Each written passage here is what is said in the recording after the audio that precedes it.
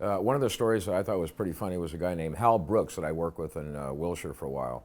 And Hal was a big guy, bodybuilder type and everything else, and really nice guy. And he apparently came across the deal of the century where he was able to buy a Ferrari.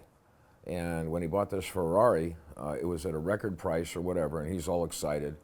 And he brings it over to the station, Wilshire Station, in the morning. I'm in a black, we're black and white, we're paired up together.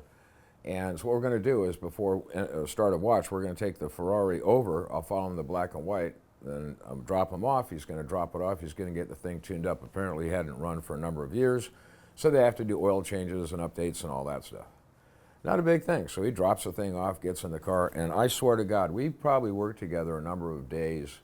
But he, after we dropped off the Ferrari, but all he could talk about is he couldn't wait for the Ferrari, couldn't wait to get in that thing, all the babes he was going to get. It was going to be great. He was going to be the guy in LA to go to. I mean, he was bright red, cherry red Ferrari.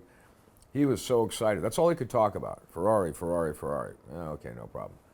I think it was about a month later that they finally say, okay, your Ferrari's ready. There's one thing you always want to do on an exotic car, and that's find out up front what it's going to cost you. Now back then, this was 1977 or so. Yeah, 1977. And I don't know what our pay was back then, but I'm probably not thinking anymore, maybe around $2,500 a month, if something like that. I don't know, 1977. I've looked it up, I couldn't find it anywhere. And I really don't remember, but we drive up and he's all excited. He's gonna, again, before, start a watch, jump in the black and white, rip over there, drop him off. I'm waiting in the black and white. I'm going to follow him back in his Ferrari. And I'm waiting for about 15, 20 minutes. And he comes walking out. We're in uniform. He comes walking out, his head's down. He gets in the car. I go, Hal, where's the Ferrari? He goes, I don't want to talk about it. Okay. So we're driving around after a while. I said, Hal, what happened?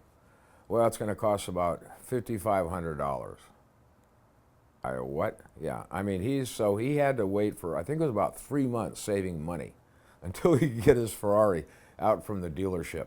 So, his hopes of driving around becoming a Hollywood starlet were kind of dashed at that point. I saw him years later in Pacific Division, super prince of a guy, super nice guy. And I said, hey, Hal, you still, I think he was a detective at the time. And I said, you still have that Ferrari? He goes, yep. I said, do you remember? He goes, yeah, I got it. I don't want to hear about that. So anyway, I thought it was kind of a funny caper with an officer buying out of his means, so to speak.